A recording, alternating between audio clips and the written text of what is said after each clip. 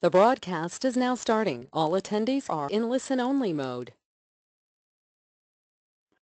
Welcome to today's web seminar. This is Simone Tureck. I'm the Associate Policy Director at John Burton Advocates for Youth, and we're going to get started in just a moment.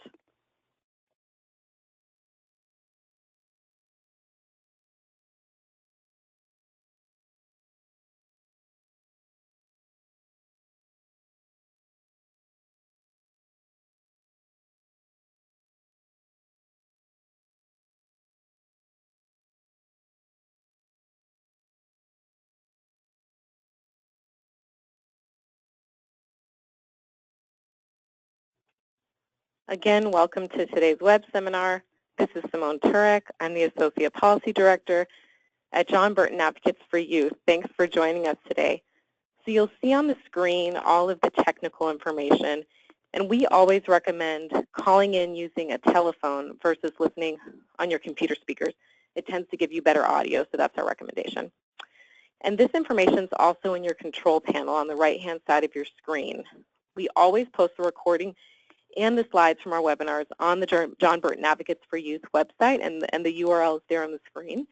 And we also post the webinars from this particular series that we've been doing both on the THP Plus website, so that's thpplus.org under trainings, past trainings, and then also on the California College Pathways website, which is cacollegepathways.org. So this is our 6th webinar in a series of 7 focused on post-secondary education. These webinars are monthly, held the second Thursday of the month, generally from 10 to 11, but today we are going to 11:30 because this is a jam-packed webinar with lots of content, and so we didn't want to rush it, and we wanted to make sure that there was adequate time for question and answer, which brings me to my next point. You can submit questions into your control panel. On the right-hand side of your screen, you should see a box that says questions. You can uncollapse that box and then type in your question and click send. And then I should also say that our last webinar in this series is next month in May. And before we get started, in October, we did a webinar on financial aid and foster youth, which focused really on completing the free application for federal student aid, or the FAFSA. And it really familiarized people with the various types of aid that foster youth may be eligible for, and then all of the important deadlines and application information. And today's webinar is really the sequel to the October webinar, and it's going to focus on all of the steps that take place after submitting the FAFSA. And I'm joined today by, if I can get the slide to advance, by 2 financial aid specialists, one from a community college and one from a 4-year university. So we have our bases covered here. Yvonne Borrego is the Senior Counselor Outreach Specialist at UC San Diego, and Ernesto Nery is the Financial Aid Supervisor at Merritt College, which is in Oakland. And I'll also be sharing some information, and I'm with John Burton Advocates for Youth. And before we kind of jump into today's content, I just want to take us back a little bit, frame this for everyone. You did kind of, we made this case in October. I'm probably preaching to the choir here, but, some very basic information. First, foster youth, foster youth are missing kind of the key piece of financial support for college, that parental support. Parental income, savings, and borrowing is the greatest single source of funding used by students to pay for college, and it exceeds all other sources, and that's including grants, scholarships, and student income and student savings. So that's an important thing to remember. They don't have this parental income support. And then second, financial aid makes the difference. Data tells us that when students receive financial aid, they do better in school. And there's really data that supports this on foster youth specifically and on youth from the general population, as you can see on the screen.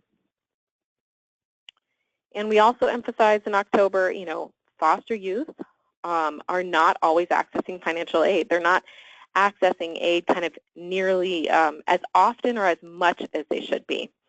You can see that a pretty good number of foster youth in college do receive the Board of Governors fee waiver, the BOG fee waiver, but that only really covers course enrollment fees at community college, and it doesn't provide money, for living expenses like other aid may do.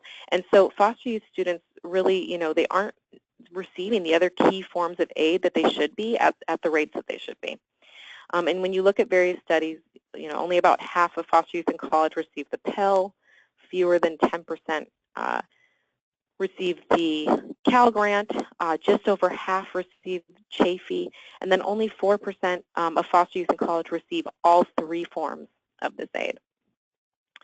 And something to note here, only half received a Pell, but most foster youth receiving the BOG fee waiver would likely qualify for a Pell. So it's just, when you look at this, it's peculiar. You kind of want to know, well, why aren't foster youth accessing financial aid? And so that kind of brings us to this slide. And we talked about a lot of this in October. We really covered the first box there. We talked about foster youth failing to complete the FAFSA, and particularly by that March 2nd priority deadline. And so we're not going to talk about that today. We're really going to talk about these things, these bottom things here. So, one thing is these administrative barriers, right? Kind of post-FAFSA submission that you see there in the third box that we'll talk about. And then the other is really has to do with not maintaining what's called Satisfactory Academic Progress, or SAP, and then really accruing student debt from failing to return federal aid, after dropping classes. So we're going to get all into this today. Just a quick review of the financial aid process here. We're going to go over kind of everything after submitting the FAFSA today, so kind of steps 2 through 5, and then also, like I said, how to maintain financial aid. And people are submitting questions, which is great. One of the questions I've got a few times is, can we get a copy of the PowerPoint?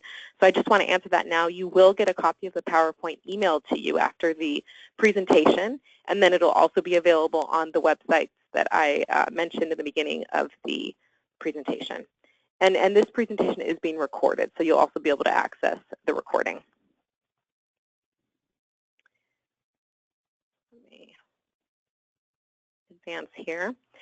So just the very kind of overarching takeaways from the October webinar were, the importance of that March 2nd priority deadline. Really just these are the things you have to submit. You have to file your FAFSA or your DREAM Act application if you're an undocumented student, the Cal Grant GPA verification form, the Chafee application, and really underscoring the importance of the March 2nd priority deadline. And the second biggest takeaway really was to make sure that foster youth are identifying themselves as foster youth on the FAFSA, because that's really what's going to qualify them as independent students, and it's going to also make them eligible for other types of aid. So now I'm going to pass it over to Yvonne to cover this kind of second step here and talk a little bit more about what this means.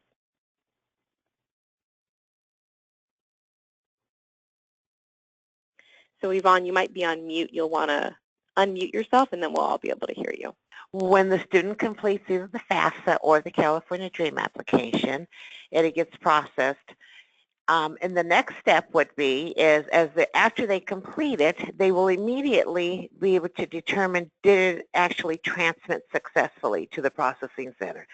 For the California DREAM Act, that goes to the Student Aid Commission, California Student Aid Commission. For the FAFSA, it goes to the Central Processing Center. So one of the things you want to look at is, did it actually process, or did the student get rejected out? And the rejects on there, it'll actually give them a message on how to clear that reject, as well as here at UC San Diego, if the student did complete the reject, complete the FAFSA, and they received a reject, we will also send them out a letter. When the student completes either the DREAM Act or the FAFSA, they list the schools that they're applying to. So then they submit the information from the FAFSA or the DREAM Act, they submit it to the school that the student applied to. The school receives the information.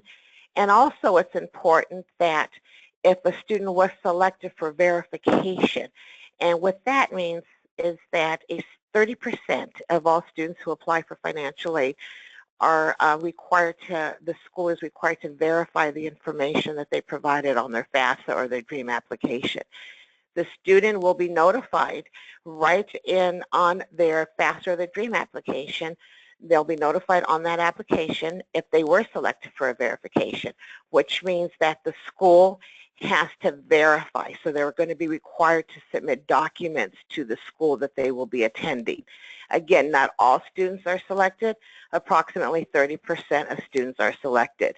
And that is what they will have to do, is submit a verification worksheet as well as tax returns if the student did file. If not, then they're required to submit a certification of non-filing from the IRS. Now, don't get the verification to verify or to prove that they were in foster. They're foster youth. That's two different types of verification. All students who are former foster youth or select that box, they will have to verify to the school.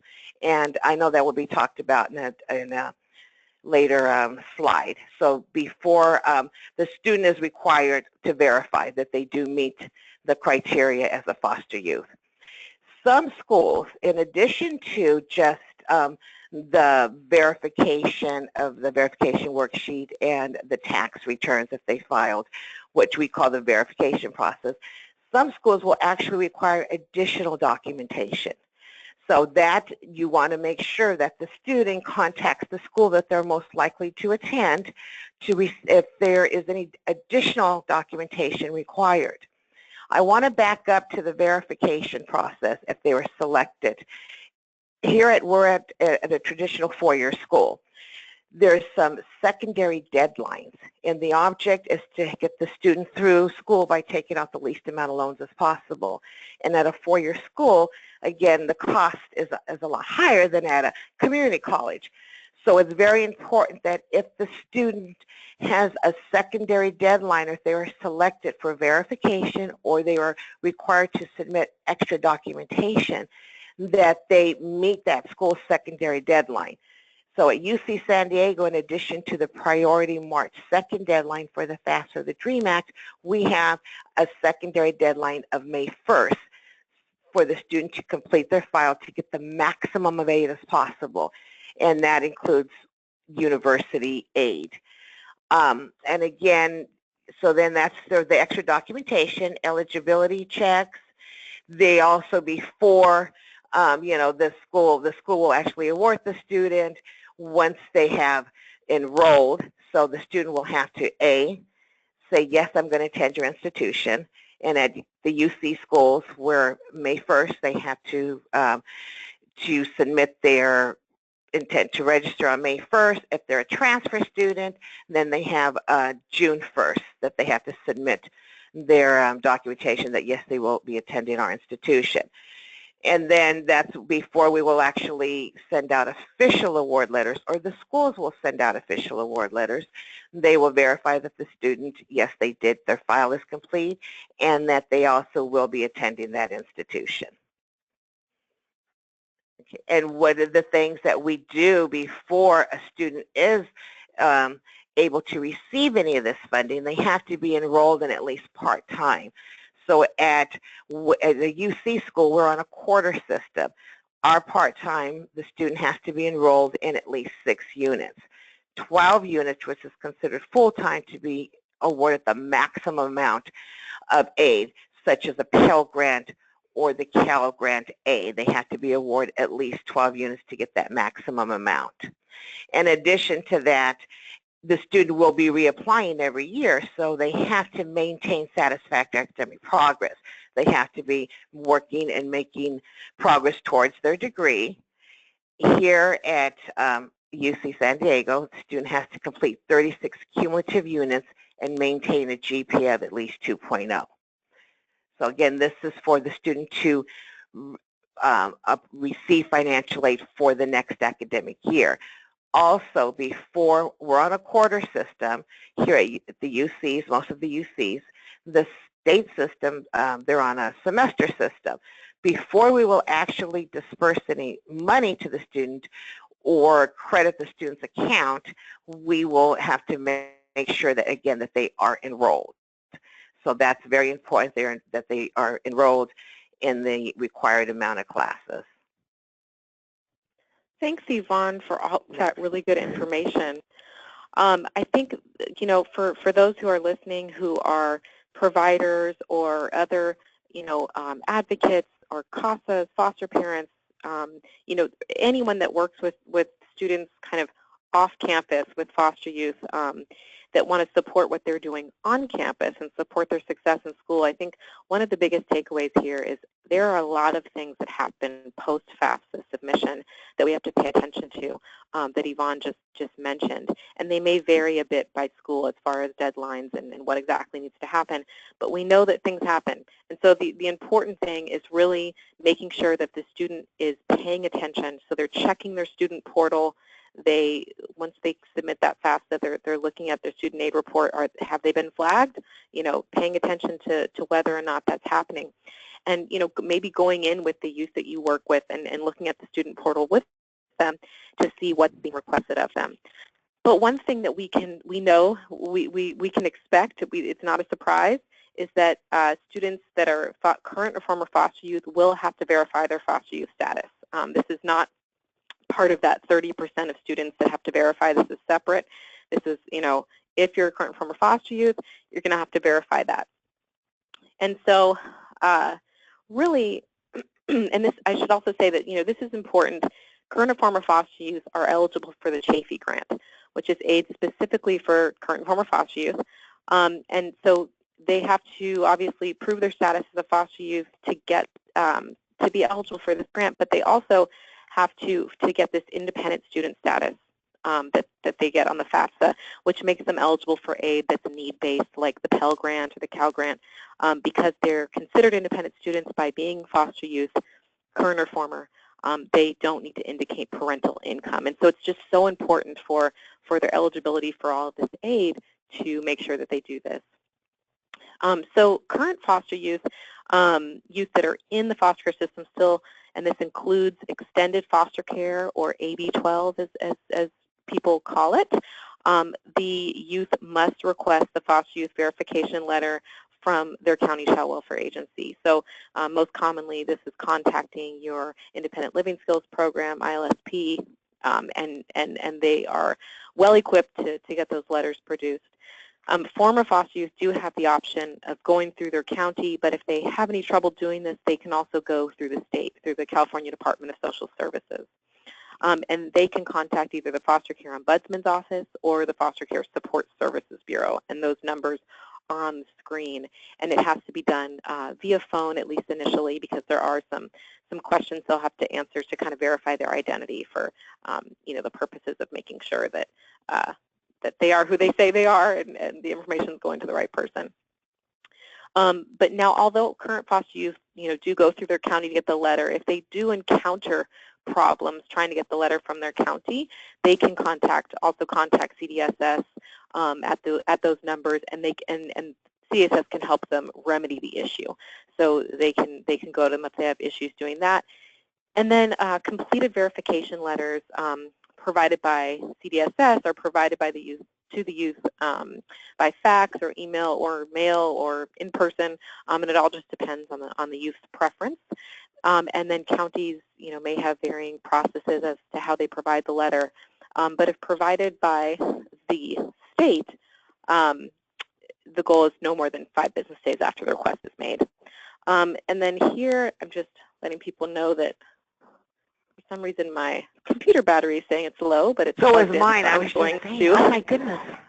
No, I'm going to figure out what the issue is here. Clearly, there's something going on with the outlet, so let me just handle that so we don't die on our webinar here. I'm going to plug in somewhere else and see if that remedied the issue. And it looked like it did. All right, so this is, like I said, this is just an example of the letter from the state. And now I'm going to pass it back over to Yvonne. So the next step is then processing the application. Students, again, they need to this first time, just a recap, first time ever, students were able to complete that FAFSA or the DREAM Act in October. So do remember that it takes anywhere from 4 to 6 weeks to actually process that application for the school to receive that application. So again, the object is for the student to receive as much gift money, as much free money as possible, and that's by applying early. Some schools will award their grant money on a first-come, first-served basis. At other schools, it's just as long as you meet those deadlines, which is the March 2nd for the FAFSA or the DREAM Act, and then some schools have additional secondary deadlines. Next. So then this is a refresher to determine the definition of need.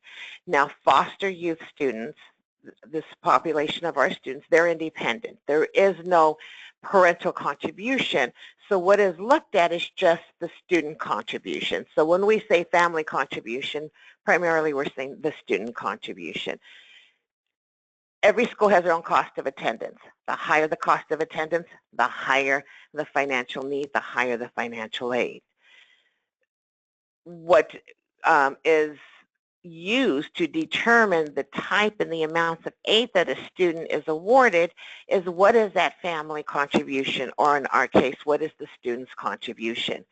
Now, when the student does check that they are in a foster youth, that box on their application, the school is the one who verifies it. So just to reiterate that the school is the one who will require the documentation that the student does meet the criteria.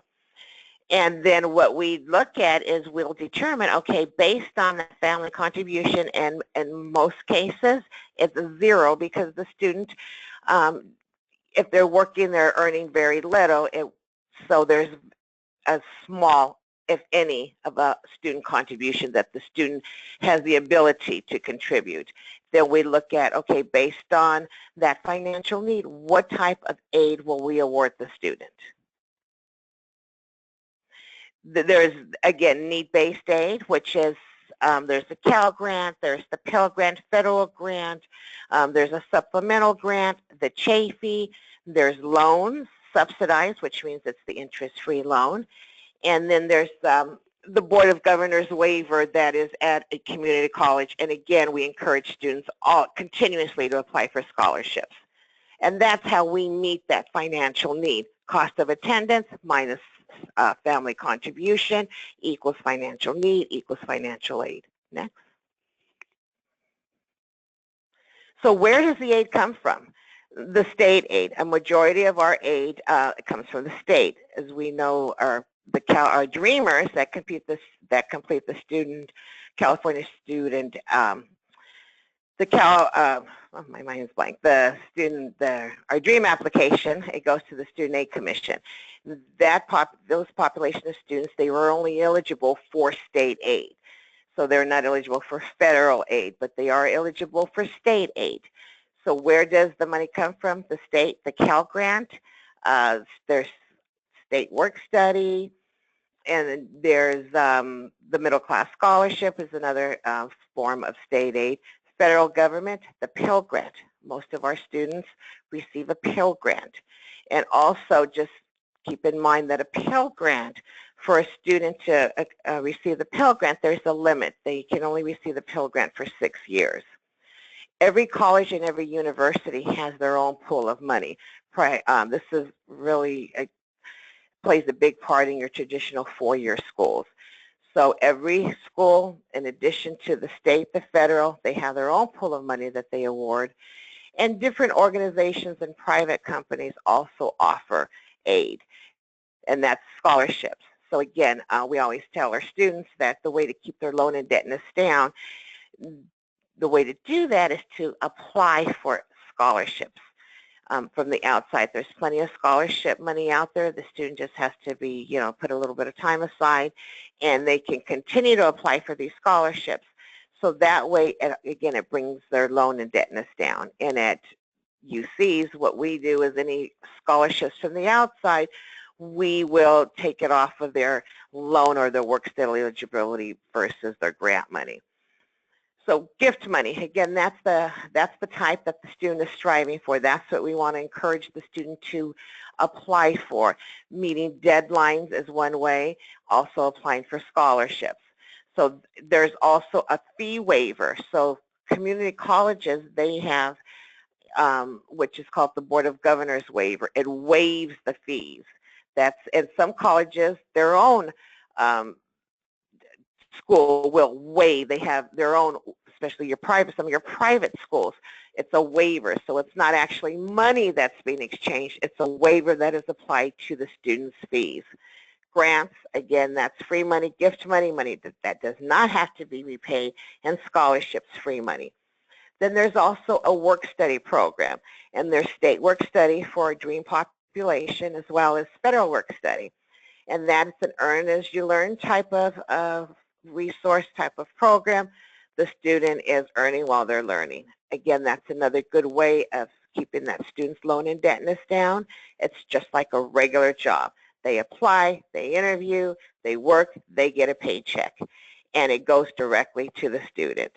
Loans is there. It's used as a resource. We always tell our students, borrow wisely. You will have to pay this back with interest when it goes into repayment. There's the subsidized and the unsubsidized loan. Subsidized loan, government is paying the interest during the time the student is in school and is enrolled in at least part-time status. There's an unsubsidized, and we offer our students unsubsidized loans as well as subsidized loans. And the difference with an unsubsidized loan is that the government is not paying the interest on behalf of the student when the student is in school. So that is certainly a loan there that is for the student if they need it, but that is what we call the last case resort loan because of the fact that it starts accruing interest immediately. Next. So let's just take a, look at types of grants. There's the Cal Grant, and there's a Cal Grant A. The Cal Grant A, they do not, community colleges do not utilize the Cal Grant A, and that's because that's strictly a fee-paying grant or a fee-paying resource. And at a community college, they have a waiver that waives the students' fees. At a Cal State school, UC, and then private, as well as some for-profit as well as nonprofit private schools. So what this does is this pays the portion of the student's fees. At UC, it's the system-wide fees.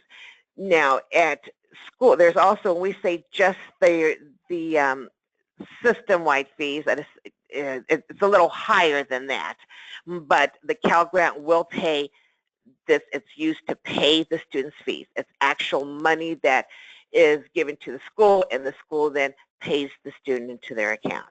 University grant. There's a state grant. It's called, CSU grant, Cal State grant. It's a grant that the school will use to pay the difference in the student's fees to attend classes.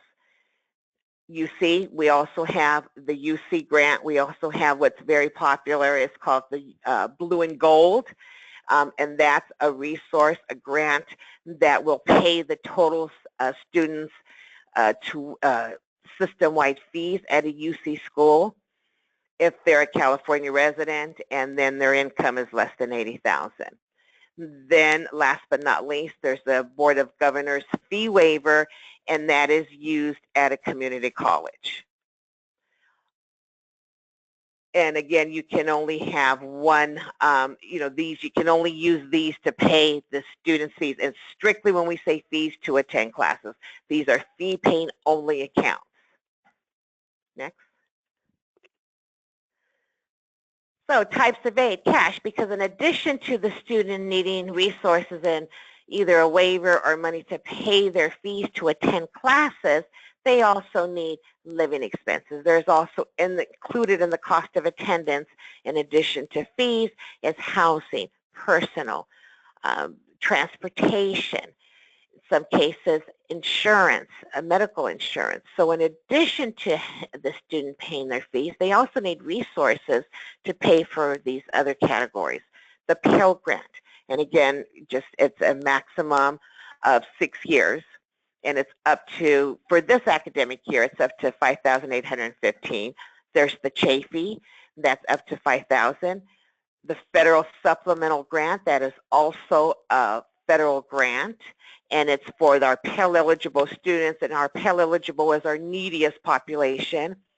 There's the Cal Grant B, where a student, in addition to receiving the portion to pay their fees, Cal Grant B for fees, they can also receive a stipend. So the portion strictly for fees, but in addition, some students are given and offered a stipend, a Cal Grant B stipend. And again, the Cal Grant B is for our economically disadvantaged students. There's a Cal Grant C, and that's used at a vocational or trade school. So your traditional 4 years or community colleges, they do not have that Cal Grant C. And then again, each school has their own institutional grant. Work study can also be used to help pay for that student's living expenses. And then again, direct loans. The first year, it's $3,500. The second year, it's $4,500. And the third, fourth, it's $5,500. That's the one, again, just to reiterate, that's direct student loans, interest-free during the time the student is in school. The unsubsidized, it can be up to $6,000. It can go higher for our students who are attending it can go actually, up to a little over $7,500 for an independent student who is attending a traditional 4-year school. And unsubsidized student is accruing interest during the time they're in school. So just subsidized is the best loan for the student. Next. So how are financial aid awards packaged? So a community college, again, it's a waiver that waives the student's fees, and then the Pell Grant. And the student, to get the maximum amount, they need to be enrolled in at least, they need to be attending full-time. There's a supplemental grant, and there's also the Cal Grant, the work study, institutional grants, and loans. So at community college, they have very few work study funds available, but there are some. At traditional 4-year schools, we will always offer for our students work study. We offer that in the packet. And then again, every school has their own institutional grant, and because we're a public institution, the UCs and the Cal States, we will offer students loans in their packets. They're not required to take out the loans, but it is there as a resource to help the student cover those other living expenses, other than, or giving them resources other than just paying their fees to attend college. And this will be all awarded once the student says, yes, I will accept your institution, your invitation to attend your institution, and then we will send out the student an award package. And on this package, there will be the grants, and then the students will be offered loans. In our case, for 4-year schools, we'll always offer the students loans, as well as work study. Now again, work study, they will never actually see that money until they actually work. Next. So then here we go. Let's just go ahead, and this is again, this is a semester system at a UC school.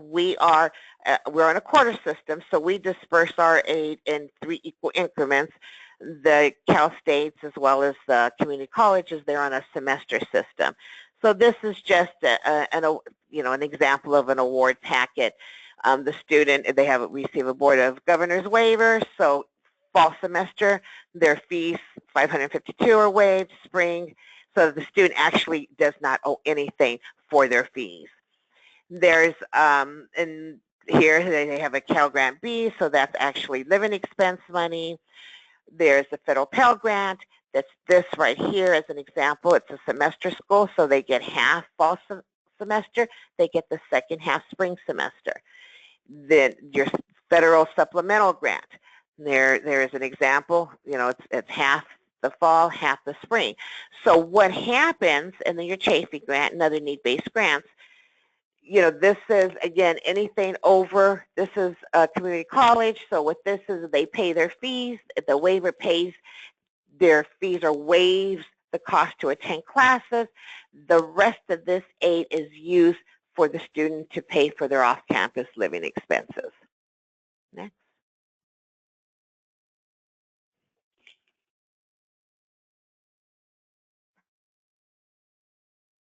Now here we are, this is a state school, and again, public institution, so they're also on a semester system.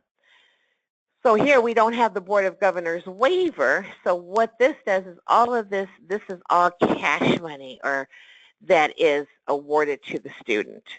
And there is, let's say this one has a university grant, the first, and then the Cal grant, the Pell grant. What we do is you always total up all of the grants, and that's why the grants are listed in order. So you get your grant money first, that pays the student's fees. Anything left over, the student uses that for living expenses. And again, we do offer the students loans, and so the loans that the student will offer, if they do not have enough grant money to cover the student's fees to attend classes, then they can use their loans as well as these other types of resources to pay for any amount that is not enough that they're receiving in grants to pay their fees. For an independent student and the population of students we are dealing with today, they get enough grant money to pay their fees. So everything else is for their living expenses to live on campus or to live off campus. So the first thing, again, just we'll pay the students' fees. Then what's left over goes directly to the student to pay for their either on-campus living expenses or off-campus living expenses. Next. Once the student, again, submits their intent to register, they will be sent a notice of their award. They will get an email. They will get a letter. Here at UC San Diego, it's on a portal. So they will be notified once their file is complete and they say, yes, we're going to attend your institution. They will be notified of their awards. It will list their cost of attendance if they're living on or off campus for a 4-year school. If they're attending a community college, well, they don't have on-campus housing. So they will just be notified what it would, their fees, their cost of attendance. And then on this award notification, they'll be listed the types and the amounts of grants. They will be offered loans. They will be offered work study in some cases.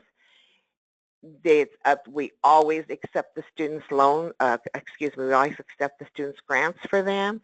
The loans, the student will need to tell us if they want to take out this loan by selecting it, accepting it. There's a master promissory note that has to be signed. Here at UC San Diego, everything's done electronically. They accept the loan. Then they go to another page. It takes them directly to the Department of Ed site where they sign their master prom note, and then they'll have to go through a loan tutorial. The student has to, go through the process because there has to be a signature. Ours is electronic signature so that we're able to pay the student's account. So they're notified, they accept. Once the student enrolls in classes in the correct amount of units, then that's how we pay the students here. We pay the student's account, or if it's a waiver, the registrar's office will waive the student's fees. And then they will hear what we do is any extra money that is left over, we award the student we ask them to sign up for direct deposit. So any excess money leaves their student account, goes into their own personal savings and checking account, and that's what they use to live off. We're on a quarter system here, so each quarter this takes place. Semester system, it happens each semester. Next. And then again, that's how we disperse the funds. They vary depending on institutional. So, again, it's very important that the student contacts the institution of where they will be attending. And that's really important because the student wants to stay in contact, because the financial aid office is where they're going to be, becoming very good friends with. And most of our students, without financial aid, they wouldn't have the resources to pay. In some cases, the student will receive a pre-debit card, a prepaid debit card. In some cases, they'll be sent a paper check. Here at UC San Diego, if the student is not required to sign up for direct deposit, it's highly recommended, and if they're not, then they are sent a check. And again, that's what's used to pay for either their off-campus living expenses, if they're not living on campus, because if they're living on campus, we will automatically pay their housing costs for them before we award any refund money to the student. We pay fees, and then anything left over goes towards paying housing, and then anything left over goes to the student to pay their, again, other, their transportation costs, purchase their books, and so forth. Next. Thank you, Yvonne, for taking us through that process. That was really helpful. I know that this it appears like it looks like a pretty simple process, but in each step there are kind of lots of details that that are really important to be aware of. And so I think one of the bottom lines here is that if there's ever any confusion or you have questions, go to a financial aid office. Go to the financial aid office at the school and ask them questions, because they'll have answers. So I would say that's one of the biggest takeaways today. So thank you, Yvonne, again for sharing that information. We're going to kind of transition now into, okay, the student has submitted their FAFSA. They've completed any verification that's been requested of them, and if they're a current or former foster youth, they've verified their foster youth status with that letter. Their application's been processed, so their eligibility and in what their kind of award package is going to consist of has been determined. They've been notified of what that package looks like, and the money's been dispersed. So kind of what's next is they have to, they have their financial aid, now they have to keep it. And this is where sometimes youth get tripped up. They go through the process, they get the money, and then something happens once they've started school. So I'm going to ask Ernesto Nery to kind of take us through that next phase of maintaining aid. So Ernesto, I'm going to turn it over to you now. Thank you. So once the student receives their financial aid payment, they need to meet the minimum academic standards, which are established by the federal government as well as the college in order to maintain their eligibility. Students would need to do this in order to keep from being disqualified from financial aid, which means that the student can lose financial aid eligibility. Can we go to the next slide, please? So in regard to this coursework alphabet soup, these are grades that can affect the student's overall eligibility. Withdrawals, that's when the student withdraws from classes and they get a W on their record. Now, a lot of students will get W's because if they withdraw, it doesn't affect their GPA. But through the Satisfactory Academic Progress requirements, students are required to meet, they have to complete a certain amount of units out of the total attempted units in order to maintain eligibility. So if they have excessive withdrawals, that can actually have an effect on the student's eligibility. With incompletes, incompletes are not considered completed courses, so that would affect the student's rate of completion. However, with an incomplete, the student is able to make up that course to get a letter grade. Now, if the student does not make up the incomplete within a year, that incomplete can change to a fail. So if a student does end up getting an incomplete, it's important that they work with their professor in order to get that incomplete changed to a grade. Now, if a student fails, a fail grade affects both the student's rate of completion as well as the student's GPA. So this will have an effect on the two requirements that students need to meet. I'll talk about that on the next slide. And with a no pass, or sometimes no credit, that will affect the student's rate of completion. Also, if a student gets excessive W's, no passes, no credits, fails, that will affect their total attempted units, which is also a requirement for students to be meeting their satisfactory academic progress in order to continue receiving financial aid. Next slide, please. So with the satisfactory academic progress, students need to meet 3 requirements. One is a qualitative standard, which is the GPA component. The other is the quantitative standard, which is the rate of completion. And the third component is the maximum time frame. So the student must complete their program within a reasonable amount of time, which is set by the federal government. Each college that the student will attend will have a policy, the Satisfactory Academic Progress policy, available to students.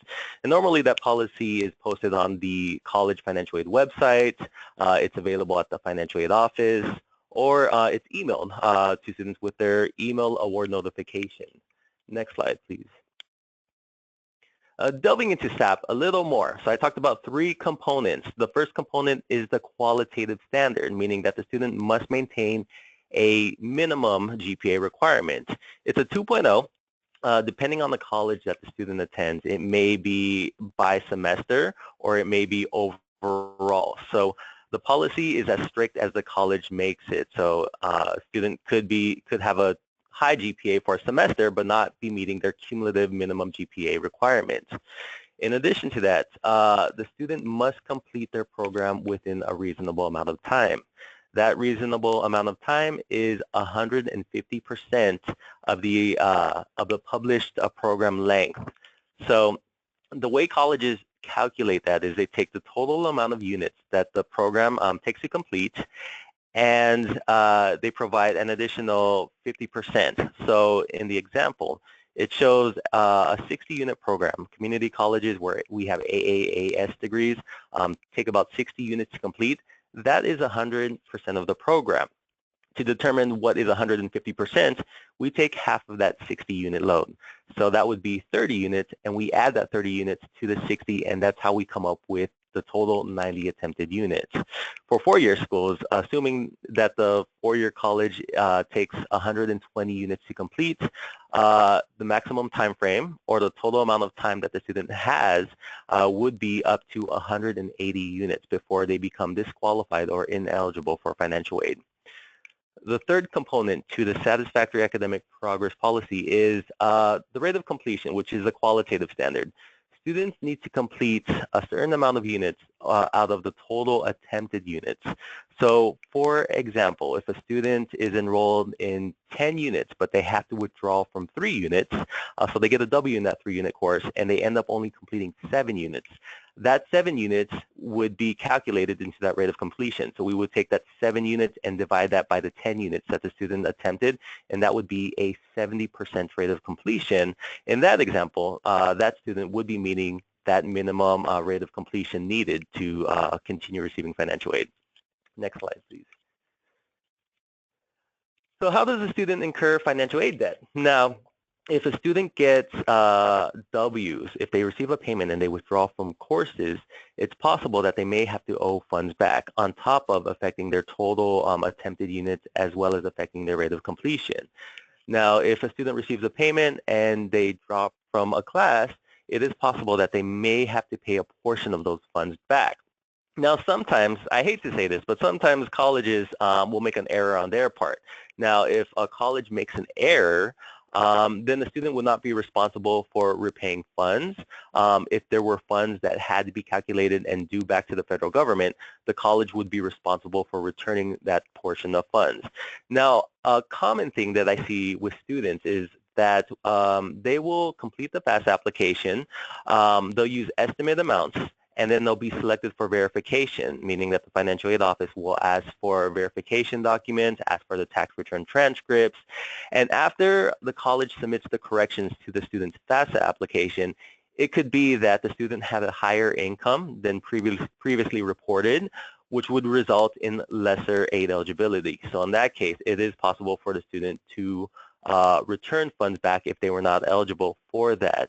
But I think the biggest thing is that you want to make sure that with students, if they receive a financial aid payment and they're considering withdrawing from some classes, encourage them to go to the financial aid office and see what their options are and see how that could affect their financial aid eligibility in the future, or whether they would be responsible for returning funds back.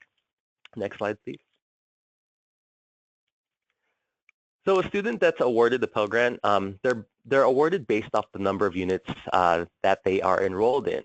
So if a student is enrolled in 12 units, then they would get the full Pell Grant amount. If they enroll in 9 to 11.5 units, then their Pell Grant would be prorated and they'd be eligible for 75% of that Pell Grant for the semester. If they are enrolled in 6 to 8 units, which is considered half-time, they would be eligible for half of that total Pell Grant award.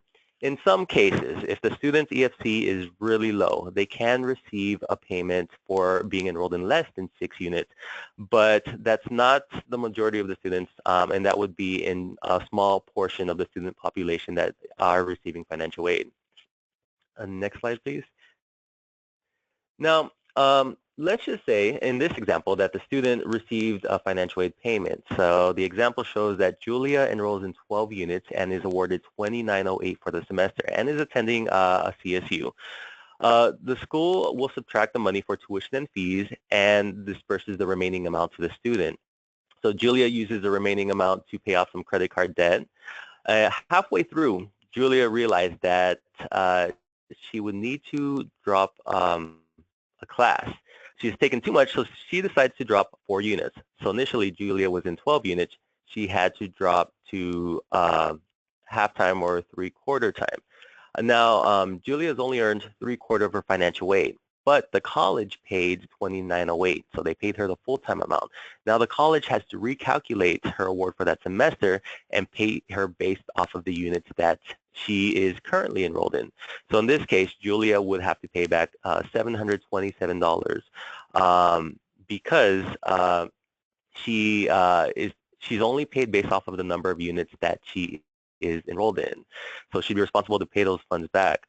Now, if the student doesn't pay that back, a school may put a hold on her enrollment, and also if she decides to request transcripts, she will not be able to request that.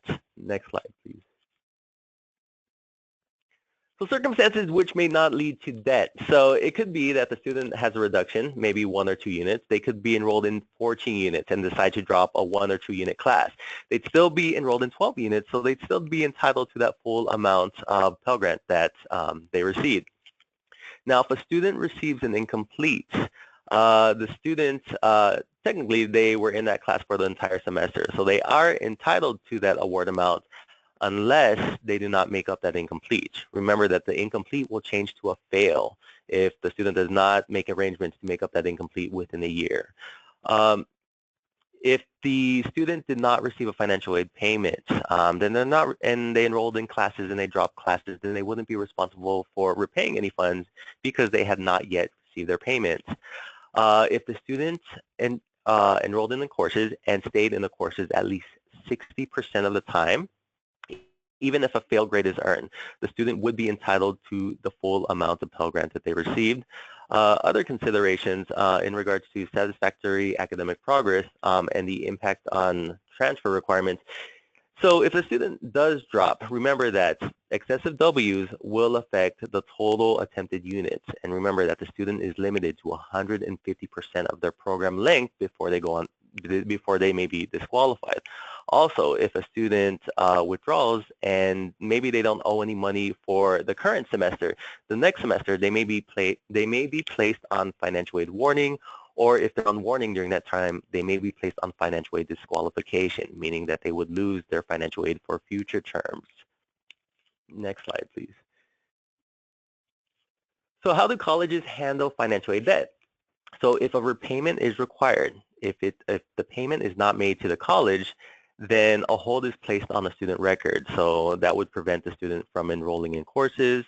A hold can be lifted if the student makes satisfactory academic or satisfactory arrangements with the college. So sometimes they can do a payment plan with the college. If the student's eligible for a financial aid payment for the following term, then that some colleges will actually make an arrangement to have that financial aid payment applied to their previous debt owed. Again, it's up to the college, so if the student does owe funds back, they would want to communicate directly with the financial aid office in regards to how to make that payment so that they are not on their academic records and their financial aid records are not placed on hold. Next slide, please. So making payment arrangements. The definition of satisfactory academic arrangements or payment arrangements can vary from school to school. Again, most schools make arrangements directly. However, if the student has not made payment arrangements with the college or has not notified the college that they want to make payment arrangements, then their debt could be referred to the Department of Ed. And at that point, there would be a national hold placed on the student record. So if the student decides to apply at another college and they're applying for financial aid, their financial aid would be on hold and the college would not make any payments until the student made arrangements to repay that debt.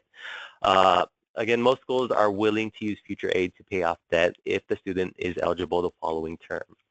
Next slide. So what if the debt is not paid? Again, the student cannot enroll in courses at that school. The student cannot receive transcripts. The student can be reported to the National Student Loan Database. That is the Department of Ed. And so again, if that hold is on the National Student Loan Database, then the student would not be able to receive financial aid at any college. They may be able to receive other non-federal aid, but we want to encourage students to receive as much aid as they can at any institution that they attend. Eventually, if that payment is transferred to the Department of Education, the Department of Education will then attempt to communicate with the student to make payment arrangements. It could be that it's subject to a long-term government debt collection. Even a relatively small debt can derail a foster youth academic career if unaddressed. So the moment that the student receives notification from the college that they do owe overpayment or debt, the college, it is great to encourage those students to go to the financial aid office and make arrangements so that it doesn't get any worse, so that the student is able to continue on with their educational goal. Next slide, please.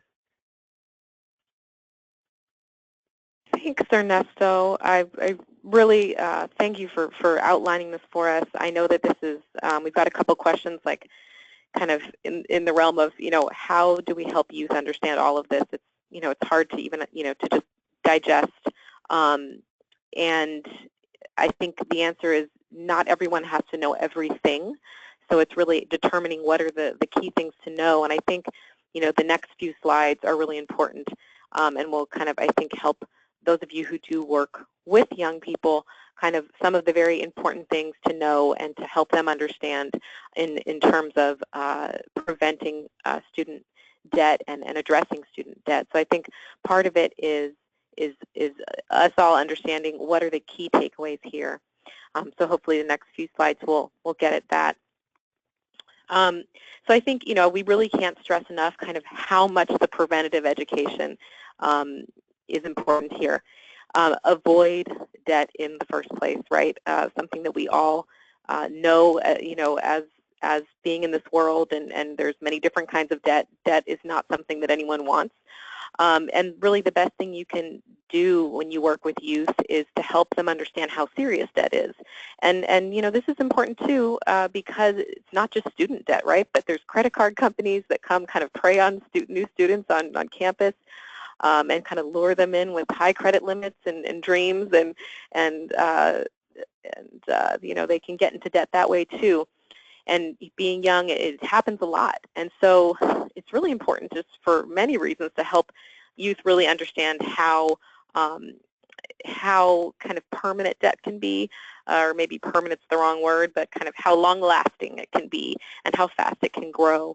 And so in the case of student debt, it can literally halt your academic career. And so I think it's helping youth understand that this is something to pay attention to. This is one of those things we don't want them to learn from experience.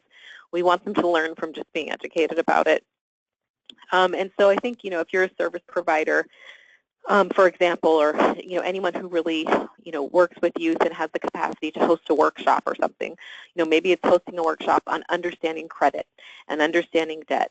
And I know that many of you may already do this, maybe through your county's ILSP program, or there also, I imagine, are maybe debt, understanding credit, maybe workshops on campus even. I'm not sure, but my best guess is I bet there are. And, I think helping youth understand the gravity of debt is number one. And then also, part of educating youth is just the money management component. So, you get this financial aid, but then you have to make it last. So you can't just spend it all at once you get it. And then also just educating youth about some of the stuff that you are learning today, understanding kind of the basics and how financial aid works. So just in how it's dispensed and how, it was great when it was outlined kind of with the Pell Grant. It's awarded based on enrollment. It's earned based on attendance, the amount that you attend class. So kind of understanding that basic concept and understanding that if you withdraw or you drop, you might have to pay that money back. So I think that's really important to help youth understand. Then another huge takeaway today is, attend meetings with people in the financial aid office, talk to academic counselors. If youth are considering making any moves, like dropping or withdrawing from a class, of course, first help them understand the potential impact on their financial aid, but first and foremost, really, send them to talk or go with them to talk to a counselor before making that move. Because like Ernesto laid out, there are things that a student can do that will impact their satisfactory academic progress that can affect their financial aid, but then there's things that they can do that might make them have to pay back money. And so they really you want to understand what the consequences are of actions before taking them. And so, I think one of our panelists, I believe it was Ernesto, told me that if a student is considering withdrawing, that the school requires them to talk to the financial aid office first. Was that you, Ernesto, that said that? No, that was me. That was you. I also said maybe that. It's both of you. Yeah, we all. Yes, we do. Required here at UC San Diego to meet with an advisor, and then the advisor will immediately send them to our office. Yeah. So I mean, if that's not required at a college, that's the first and foremost. That's what you want to encourage young people to do. So then, what happens if a student does accrue student debt? Ernesto laid out for you kind of how it works. You want to make sure the youth is meeting with the financial aid office to discuss satisfactory arrangements. It's, of course, we in a lot of these web seminars in the post-secondary education training series, we've stressed, going with youth on campus to meet with people. And this is one of those situations as well. It's great to just attend the meeting with the youth if they'd like your support and help them negotiate a sort of payment arrangement or a deal. Some schools are very flexible when it comes to making these arrangements, so it's really important that, if you don't like the deal being struck, that you push for something else. I mean, if you're told right off the bat, this debt has to be paid in full, ask about other options. I think in life we know that if you don't like the answer you're getting, you can push for something else. You can ask to speak with someone else. Help youth to be self-advocates and help also advocate on their behalf. And then it's important for students to understand that, in order to stay in school, a repayment plan does have to be worked out. So, I think this is not one of those things that's just going to go away. So in order to keep attending school, they do really need to talk this through and also just think about possible sources to assist with debt repayment. And then just lastly, this is a bit repetitive. I've said some of these things already, I think, but this kind of sums up, how to support youth in addressing their student debt. On the left, kind of some important things to know, before going into a meeting to discuss satisfactory arrangements. Students have the right to know how the debt was calculated, and they can challenge that. I said this already, but the student will have to work out a payment plan to stay in school. It's a good idea to get people all together in one room to avoid kind of, back and forth and multiple conversations. It's best for kind of streamlined communication. In child welfare, we have these team decision-making meetings, or TDMs, as you all know, and the idea is to get everyone that is important to that young person and makes decisions with them, everyone in that person's life to really together to support that young person in whatever the next step is for them, or whatever transition's happening, or whatever issue needs to be addressed. And really the same thing should be happening here, kind of putting our brains together, see how we can get an arrangement that will allow the student to continue in school. And then it's important, to know schools want their students to succeed. Schools don't want their students to be derailed by debt. So while we're saying, advocate and press for a plan, understand that schools want to see the students succeed and might have some really great ideas for how to make this all work. So you really want to work kind of as a team and come up with the best plan. And then again, just exploring all possible sources of repayment. Title IV funds, non-Title IV scholarships and grants, student loans maybe, if necessary. Are there work-study funds left over? Could you get emergency funds through the County Child Welfare Agency? And then, some colleges offer student success workshops, and attendance can count toward their repayment plan. So, ask about these types of options and really just get creative as possible. And then just on the right, I've gone over these on previous slides, but just again, the importance of preventing debt by educating youth and ensuring they're meeting with the right people on campus, and then really understanding the consequences of dropping classes, withdrawing, making sure debt is addressed immediately, supporting youth in meetings to discuss arrangements. And then kind of the last one there, don't let them give up. There are, and I'm sure Yvonne and Ernesto can speak to this, there are many students that have been in this scenario and they've managed to work through it and complete their certificate or their degree or whatever their educational goal is. And, don't let them give up. So we are going to move into the question and answer session now. So if you have a lot of good questions here, if you still have questions, now would be the time to submit them. And if you are confused as to how to do that, it's just if you look on your control panel, there is a questions box. And so if you uncollapse that box, you should be able to type into the field, the type message here field, and then, or type question here, and then hit send, and I'll receive that. And so I'll be going through and reading those and kind of shooting them to our presenters. And I'll just make one more announcement because we do get this question a lot. Is yes, this PowerPoint will be shared. Everyone who registered for this web seminar will receive an email today with a copy of the PowerPoint and a link to the recording.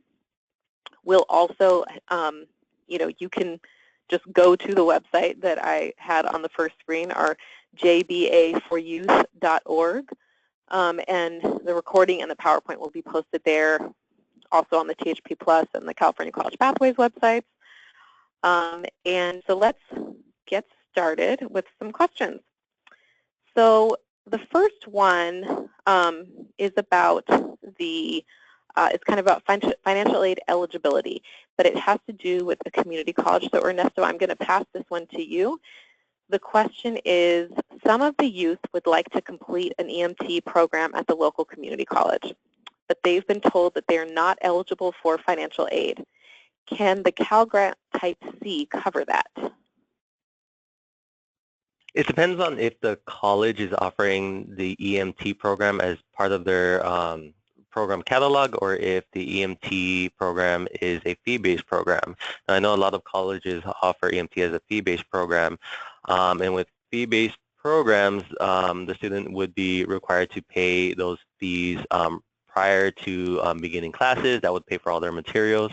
I've worked at two different community college districts, and unfortunately the Cal Grant C would not cover those programs.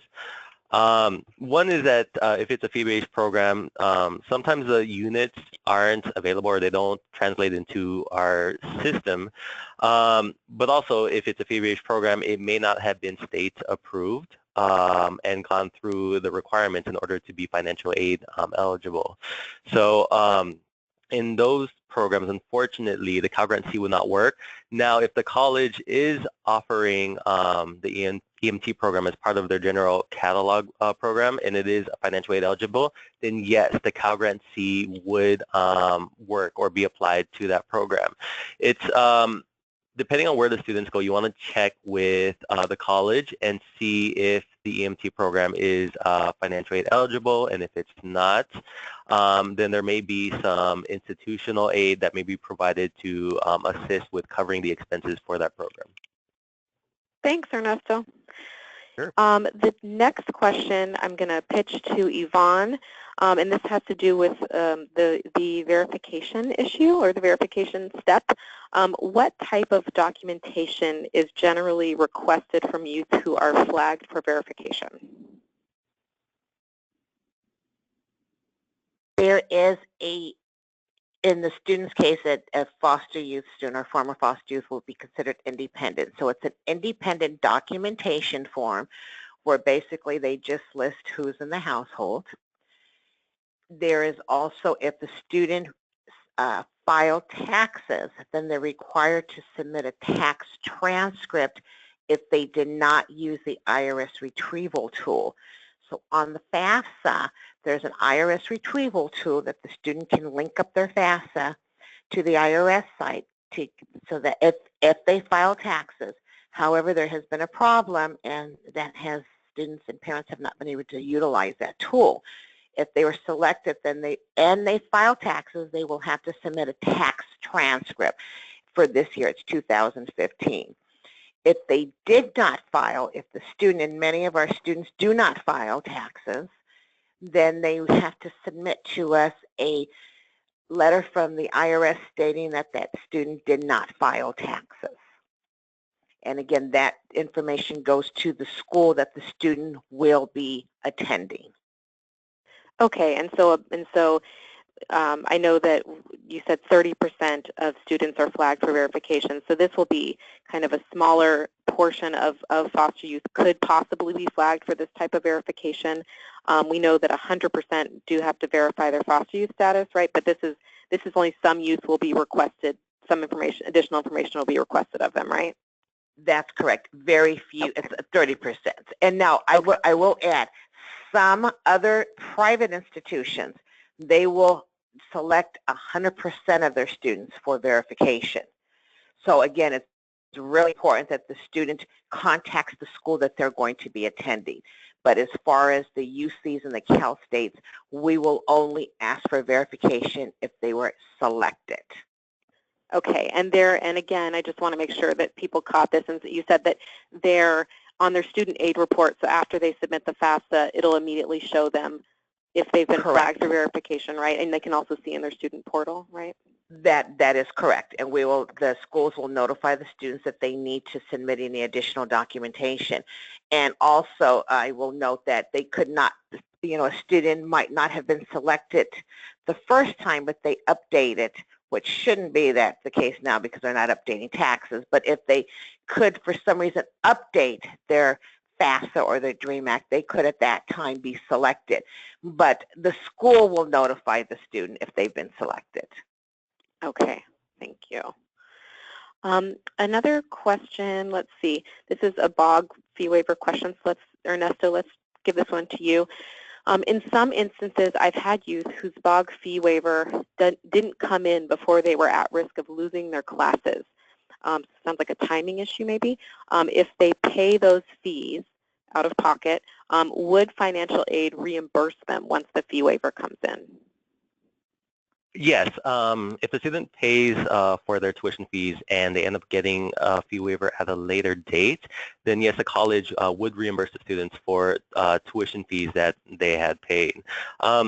It's important that when the student completes the FAFSA application, a lot of times the FAFSA application is also the application for the Board of Governors fee waiver, that the student follows up with the financial aid office to see if their FAFSA application is okay, but also if they qualify for the fee waiver.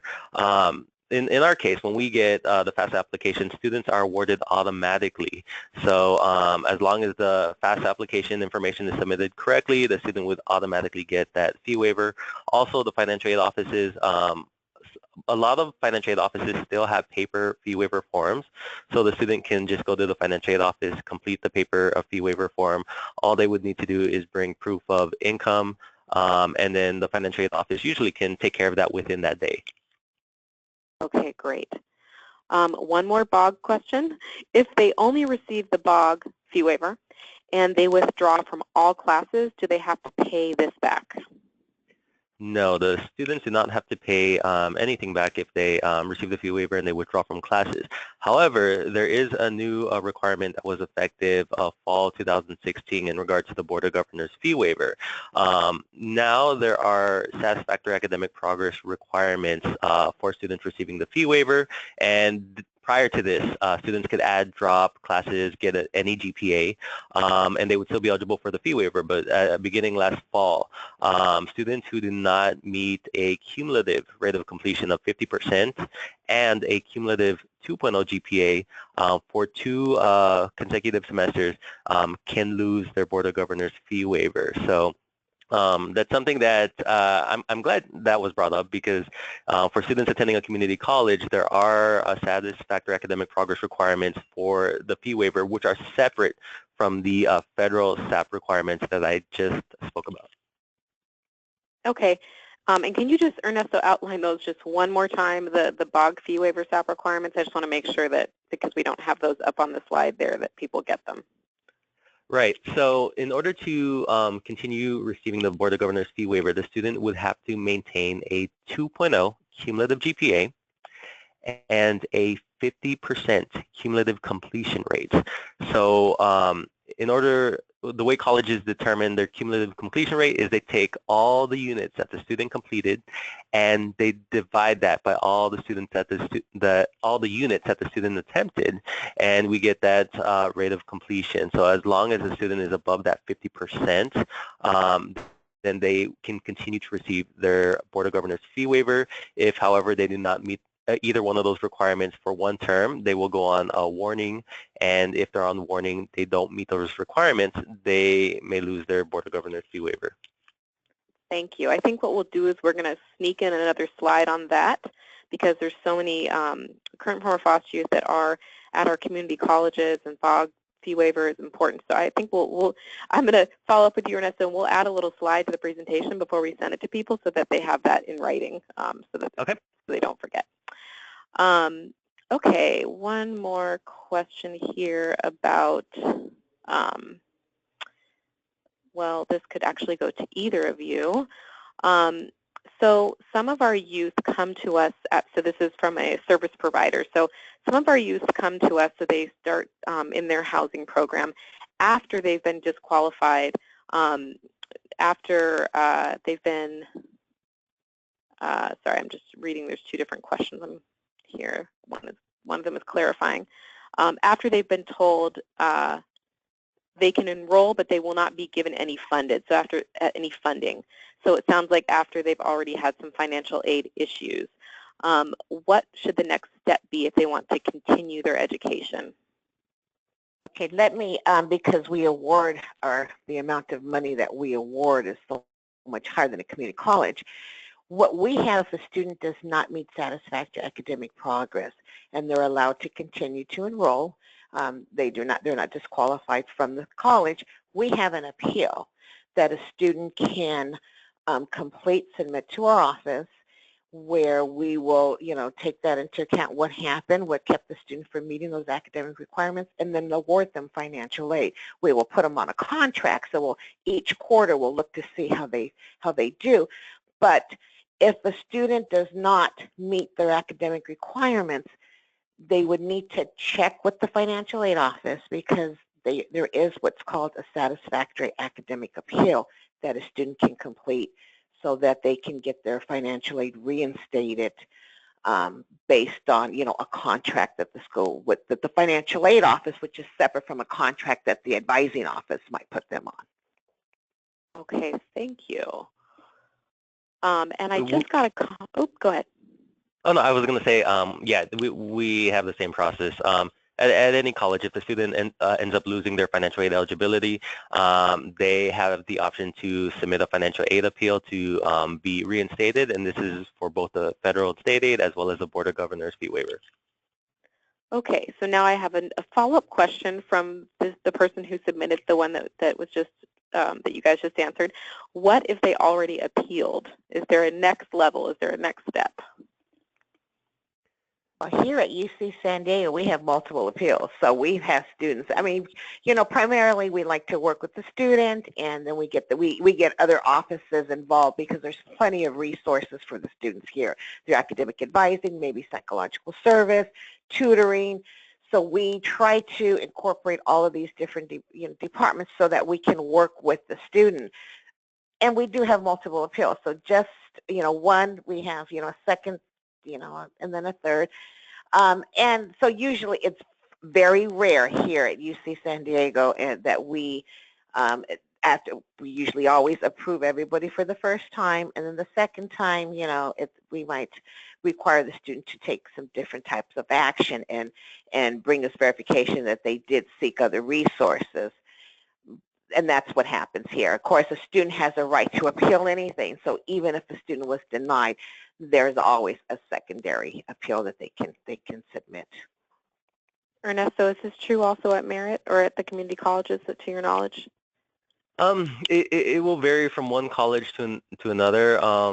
Ultimately, the appeal decision is up to the college. If in our case, if the student is denied an appeal, then the decision is final. However, we try not to deny appeals, and we try to give an opportunity for students to bring up their progress. So sometimes it may be that their appeal decision is pending until they show progress for one semester without receiving financial aid. Again, it's up to the college to determine what their guidelines are for the appeal process. If a student is denied, they should be provided reasons for their denial, and the students are able to talk to either the financial aid director or someone from the appeals committee to discuss their situation. And if the college would like to provide another opportunity for the student, and that's ultimately up to the college. Great. And so then, Ernesto, would you just say in those scenarios, would you recommend that the person working with the young person just kind of helps them kind of advocate for themselves to try to see if there's, like you said, sometimes they, they'll kind of, I don't know if it's called a deal, but they'll work out a kind of an option. An agreement. Yeah, an option. Yeah, provide options. Yeah. Mm-hmm. Yeah. So just try to kind of same thing with the other things that we talked about. Go in and talk with people in the office and see if you can help negotiate something. Is that kind of the best advice to give? That is, yeah. Okay, great, thanks. And I got a comment here, and I'm wondering if you know the answer to this one. It says, I believe there is a waiver of BOG loss for current and former foster youth. I think of what you were just referring to with the SAP. Yes, there is. If a student is a foster youth, then yes, actually and I brought up those requirements, but that is true. Foster youth, the BOG loss does not apply to foster youth. So they can continue to receive the Board of Governors fee waiver. Sometimes the financial aid office may not be aware that the student is a foster youth, so they'll have them submit the appeal. But on the appeal itself, if the student indicates that they were in foster care at one point, then the financial aid office can actually reissue the Board of Governors fee waiver. Okay, great. So we will, that slide that I mentioned us adding, we'll make sure that all that's included on the slide. Thank you. And thanks for the person who submitted that comment. Very helpful. And let's see, fee waiver. Okay, are there any avenues to the fee waiver, the BOG fee waiver, for a lot of BOG questions. Are there any avenues to the BOG fee waiver for a student who missed the FAFSA deadline? The student can apply for the Board of Governors fee waiver at any time throughout the year, as long as classes are in session. So if the student, let's say in our case, the last day of the semester is May 27th, and the student comes in on May 28th to apply for a Board of Governors fee waiver, the college cannot backdate that. So the student would need to apply within the academic year in order for that fee waiver to be applied to their tuition fees. It can even be that very last day, just as long as the academic year has not ended. Great, great, thank you. A question about the overpayment issue. Is this an issue only with the Pell Grant? No, it can actually be applicable to the Pell Grant. It can be applicable to federal direct loans if the student received direct loans. I don't believe that it's applicable to the Cal Grant program. However, there's been some conversation that the CSAC, California Student Aid Commission, would like to provide or put in the requirements, regulations, that students must pay overpayments similar to the way they are, students have to provide overpayments if they're due for the Pell Grant program. Yvonne, any additional comments on that? If a student withdraws entirely from the quarter and there's a refund that they receive on their fees, then we will send back, retract some of their Cal Grant. So it would apply also to a Cal Grant depending on when they withdrew from the quarter. If a student does not sit in class at least 2 weeks, and they drop, if they're enrolled in 12 units and they receive the Cal Grant A and then they drop to 8 units, let's say the first week of the quarter, then they will have to give some of that Cal Grant back as well as the Pell Grant. So that could apply to the Cal Grant as well as institutional aid. If a student was to withdraw either from a class or from the quarter, and they don't attend at least 60% of the time. Okay, so great. yes, the answer to that, it could possibly put the student in a billing situation. So again, we would definitely want them to contact the financial aid office. Okay, thank you for that info. And then we have one last question because we're almost at time here. We have a DREAM Act application question. The question is, how does the DREAM Act work? Meaning, after the application is submitted, what does the award or financial funds look like or cover? So I think the question here really is, what are students who submit the California DREAM Act application eligible for in financial aid or potentially eligible for? I'll go with that. State aid, which is university scholarship, Cal Grant A, Cal Grant B. They are eligible for state work study if they're able to work, and they would have to show documentation that they're able to work. State aid as well as state loans. They're not eligible for Pell Grant, supplemental grant, federal loans. So federal aid they're not eligible for. State aid they are. And again, the student has to be, again, a California resident, be and attending a California school to receive the state aid from California. Okay, thank you. And so we are at time. Ernesto and Yvonne, thanks so much for joining us. Financial aid, there's so much information, as everyone can tell from the 2 webinars we posted, that, and there's no way we could have even fit everything into these 2 webinars. There's always more to know. And that is why there are financial aid specialists in the world, and that is why there is a financial aid office on every campus. And so just kind of, biggest takeaway here, send your youth to talk to the financial aid office, to talk to people who know about this. And before they make big decisions that could affect their financial aid, make sure they're getting adequately counseled. So thanks, everyone, for joining us, and we're going to end here. Have a great rest of the week. Thank you.